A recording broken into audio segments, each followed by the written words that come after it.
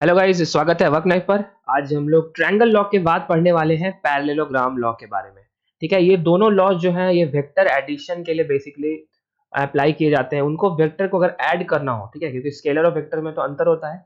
Scalar की तरह जिसमें algebraic rules of addition, subtraction, multiplication, division use होता है, तो वहां पे तो वो लगा सकते हैं अलजेब्रिक ऑपरेशंस, लेकिन वेक्टर्स के लिए हम लोग को स्पेशल लॉज चाहिए। ठीक है, तो उसी में हम लोग ने पहले लेक्चर में वेक्टर के एडिशन के लिए ट्रायंगल लॉ पढ़ा। आज हम लोग जानेंगे पैरेललोग्राम लॉ के बारे में। ठीक है, तो अगर आप लोग गाइज रेडी हैं तो हम लोग स्टार्ट करते हैं। ऑलराइट, तो गाइज सबसे पहले मैं आपको बताऊंगा, इसे दो फेज में हम लोग पढ़ेंगे। पैरेललोग्राम लॉ जानेंगे क्या होता है, और इसे हम लोग ट्रायंगल लॉ से थोड़ा रिलेट भी करेंगे, क्योंकि मोर और लेस दोनों लॉज सेम ही है ना। बस उनका डेफिनेशन है, थोड़ा सा अंतर है, लेकिन मोर और लेस ये दोनों लॉज सेम है। और इनफैक्ट इन दोनों को जानने के लिए हम लोग फेज वन में जानेंगे पैरेललोग्राम लॉ, और सेकंड में उसको हम लोग सिमिलैरिटी पे थोड़ा डिस्कशन करेंगे। ऑलराइट, तो स्टार्ट करते हैं। तो गाइस सबसे पहले आप लोग एक फिगर से समझिए। ठीक है, जैसे हम लोग ने ट्रायंगल लॉ में फिगर देखा था, पहले हम लोग इसमें फिगर जानेंगे। मान लीजिए हमारे पास दो वेक्टर्स हैं। ठीक है, दो वेक्टर्स हैं, कुछ एक वेक्टर ऐसा है v1, ठीक है, और दूसरा वेक्टर है v2। ठीक है, इन दोनों का जो स्टार्टिंग पॉइंट है वो सेम है। ठीक है, वो कोई भी वेक्टर किसी भी डायरेक्शन में हो सकता है, लेकिन उन दोनों का स्टार्टिंग पॉइंट सेम होना चाहिए। तो इनके जो रिजल्टेंट वेक्टर होंगे, है ना, इनके जो बीच में जो रिजल्टेंट वेक्टर होगा, that will be given by nothing but the vector in between of that. कहने का मतलब, अगर ये v1 v2 हम लोग दो साइड्स ऑफ पैरेललोग्राम बनाएं, और इसके पैरेलल में हम लोग एक साइड ड्रॉ करें, है ना, एकदम सेम पैरेलल में। लेट्स से हम लोग एक यहाँ ड्रॉ करते हैं, मान लीजिए ये पैरेलल है, और फिर इसके पैरेलल हम लोग एक और साइड ड्रॉ करें इसी पैरेललोग्राम का, तो ये इसको यहाँ पे ऐसे कुछ ज्वाइन करेगा। ठीक है, एज्यूम करते हैं ये पैरेललोग्राम है, तो इनका जो रिजल्टेंट वेक्टर होगा, रिजल्टेंट वेक्टर जो होगा, that will be nothing but the diagonal between them. ठीक है, ये जो ब्लैक लाइन आप लोग को दिख रहा है आर वेक्टर, यही अपना क्या बन के आएगा, यही अपना बन के आएगा R vector is equal to V one vector plus V two vector. ठीक है, यानी कहने का मतलब, हम लोग डेफिनेशन में भी देखेंगे, लेकिन अब मैं समझने के लिए ये पास है कि v1 v2 if represent two sides of a parallelogram, ठीक है, then the resultant vector r will be given by the diagonal passing through them। ठीक है, अंडरस्टूड। इसमें हम लोग डेफिनेशन भी इसका लिख लेते हैं।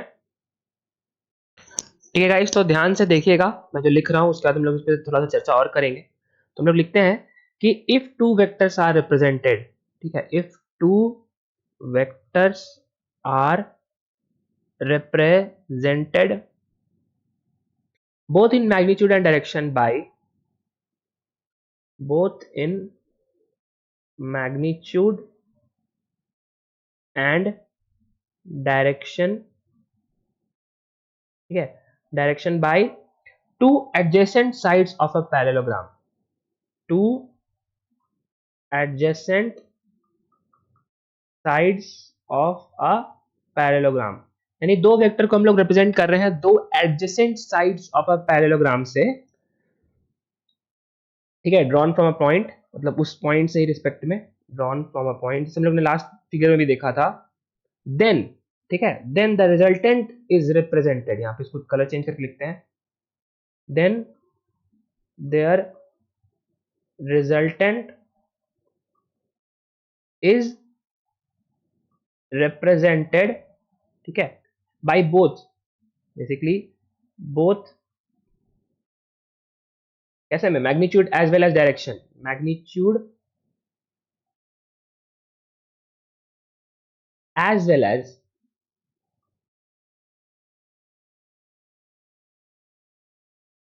direction by the diagonal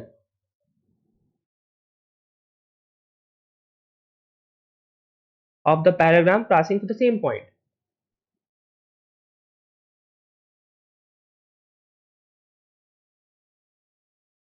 through passing through the same point।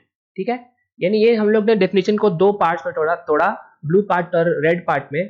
कहने का मतलब, ठीक है, ब्लू पार्ट और रेड पार्ट में, जब ब्लू पार्ट बोल रहा है कि हम लोग के पास दो वेक्टर्स है जो कि magnitude as well as direction में रिप्रेजेंट किया जा रहा है। ठीक है, कहने का मतलब कि जैसे आप लोग ने वेक्टर्स के बारे में ऑलरेडी जाना था गाइस, जैसे आप याद करिए कि हम लोग वेक्टर को कैसे एक लाइन से डिनोट करते हैं, है ना, लाइन से, जिसके एक हेड में एरो होता है, जहां पे लाइन का जो लेंथ होता है, यहाँ से यहाँ तक का जो लेंथ होता है वो उसके मैग्नीट्यूड को रिप्रेजेंट करता है, और उसका जो हेड होता है, यानी जो एरो पार्ट होता है, वो उसका जिस तरफ पॉइंटेड है वहां के डायरेक्शन को बताता है। ठीक है, उसी तरह से ब्लू पार्ट हम लोग का जो डेफिनेशन का बोल रहा है कि हम लोग के पास दो वेक्टर्स है जो कि magnitude as well as direction में दो एडजेसेंट साइड्स ऑफ पैराग्राम को बेसिकली वहां पे फॉर्म कर रहा है। यानी हम लोग के पास ब्लू पार्ट में अगर ऐसा दो वेक्टर्स आ जाए v1 एंड v2, ठीक है, तो इसका जो रिजल्टेंट होगा, ठीक है, इसका जो रिजल्टेंट होगा मतलब इन दोनों के रिजल्टेंट, कहने का मतलब कि अगर ये दो वेक्टर की जगह हम लोग इसको सब्स्टिट्यूट करें सिर्फ एक सिंगल वेक्टर से, तो वो कैसा वेक्टर बन के आएगा,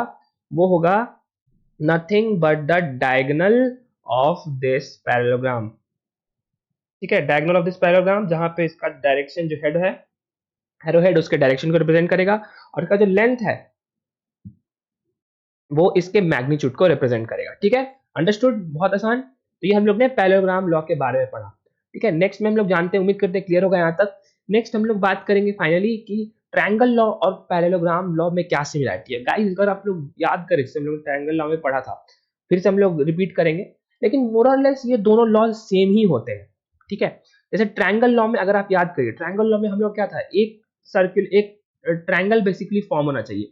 पॉइंट ऑफ एप्लीकेशन हम लोग का सेम होना चाहिए। यहाँ पे पॉइंट ऑफ एप्लीकेशन है, यहाँ पे एक साइड है, यहाँ पे अगर दूसरा साइड है, तो इनका जो रिजल्टेंट होगा that will be given by the third side of triangle. Correct, ये हम लोग ने कल पढ़ा था, है ना। ये r1 है, ये r वेक्टर है, और यहाँ पे जो ग्रीन वेक्टर है वो है अपने v1 एंड v2। ठीक है, और आज हम लोग ने ये जाना कि पैरेललोग्राम लॉ में कि अगर हम लोग के पास दो वेक्टर्स है, ऐसे मान लीजिए एक वेक्टर है और एक और वेक्टर है जो कुछ ऐसे जाता है, ठीक है, जो बेसिकली दोनों का जो हम लोग के पास जो वेक्टर्स हैं उनका पॉइंट ऑफ जो स्टार्टिंग पॉइंट सेम है, और जो उसका रिजल्टेंट आता है वो क्या आता है, वो आता है द डायगोनल बिटवीन देम। ठीक है, डायगोनल बिटवीन देम, इसको को ज्वाइन करा और यहाँ से यहाँ तक इसको फॉर्म कर दिया, ये अपना रिजल्टेंट आ गया। तो क्या आप लोग इन दोनों फिगर्स के मदद से आप लोग खुद डिसाइड कर सकते हैं क्या कि इसमें सिमिलरिटी क्या है। ठीक है, ये अपना ट्रायंगल लॉ था और ये अपना पैरेललोग्राम लॉ है, मोर और लेस सेम ही है। कहने का मतलब अगर इसी V2 को आप अगर यहाँ पे शिफ्ट कर दें, जो कि फर्क नहीं पड़ेगा जिससे, है ना, मैग्नीट्यूड भी सेम है, डायरेक्शन भी सेम है, बिल्कुल लाइन लेंथ को आपको सेम रखना है, और ठीक है, लाइन लेंथ को सेम रखना है और डायरेक्शन ऑफ एरो भी सेम होना चाहिए। यानी बेसिकली हम लोग उसको यहाँ से यहाँ कर रहे हैं सब्स्टिट्यूट। ठीक है, इसको बनाने का कोशिश करते हैं यहाँ से यहाँ एग्जैक्टली।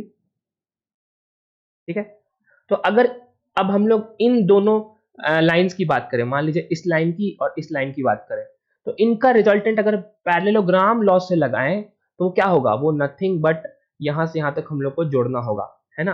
अभी इस वाले वेक्टर को आप एक मिनट के लिए इग्नोर करिए। तो इन दोनों को अगर बात करें, इन दोनों वेक्टर्स की v1 एंड v2 की, ठीक है, तो इन दोनों को अगर हम लोग ज्वाइन करें, है ना, थोड़ा फिगर आप लोग समझ सकते हैं, तो गाइज इनके जो रिजल्टेंट होगा वो भी तो डायगोनली होगा ना।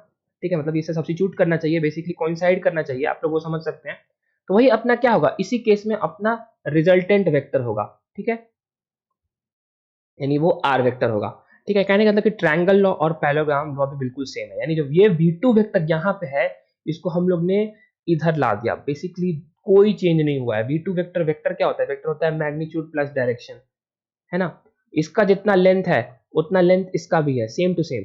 इसकी जो डायरेक्शन, जिस डायरेक्शन में पॉइंट की जा रही है, वो भी वेक्टर इस v2 का सेम डायरेक्शन है। इसका रिजल्टेंट भी सेम होगा, यानी ट्रायंगल लॉ और पैरेललोग्राम लॉ मोर और लेस सेम ही लॉ है। ठीक है, आप लोग को जैसा आसान पड़े वो उससे हम लोग को सॉल्व करना है और रिजल्टेंट को निकाल लेना है। ठीक है, तो यही था अपना पैरेललोग्राम लॉ के बारे में। डायगोनल से निकालना होता है, और जो ट्रायंगल लॉ होता है वो क्या होता है, third side of the triangle, basically resultant के बारे में। ठीक है गाइस, तो उम्मीद करते हैं आप लोग को समझ में आया होगा। हम लोग नेक्स्ट क्लास में सिमिलरली पॉलीगन लॉ के बारे में थोड़ा सा डिस्कशन कर लेंगे, ट्रायंगल लॉ, पैरेललोग्राम लॉ, तो उसी पे आधारित एक पॉलीगन लॉ भी है। ये भी आसानी है, ऐसा कुछ नहीं है। मतलब पॉलीगन मतलब आप लोग को पता है कि n नंबर ऑफ साइड्स वाला क्वाड्रिलेटरल। ठीक है, क्वाड्रिलेटरल तो चार साइड्स होते हैं, आई एम सॉरी, मतलब ऐसे जो फिगर जिसमें n नंबर ऑफ साइड्स होते हैं, जैसे ट्रायंगल में 3 साइड्स, पैरेललोग्राम में 4 होते हैं, है ना, और रेक्टेंगल में ऑब्वियसली 4 होता है। जैसे पेंटागन होता है, हेक्सागन होता है, हेप्टागन होता है, इसमें 5 6 7 8 डिफरेंट टाइप्स ऑफ साइड्स होते हैं।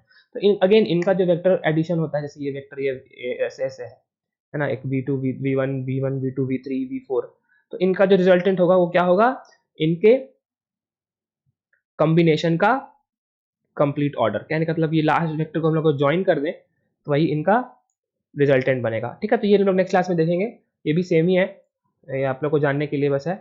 ठीक है, तो उम्मीद करते हैं ये भी वीडियो आप लोगों को समझ में आया होगा गाइस। मिलते हैं जल्दी नेक्स्ट वीडियो में, तब तक के लिए जय हिंद।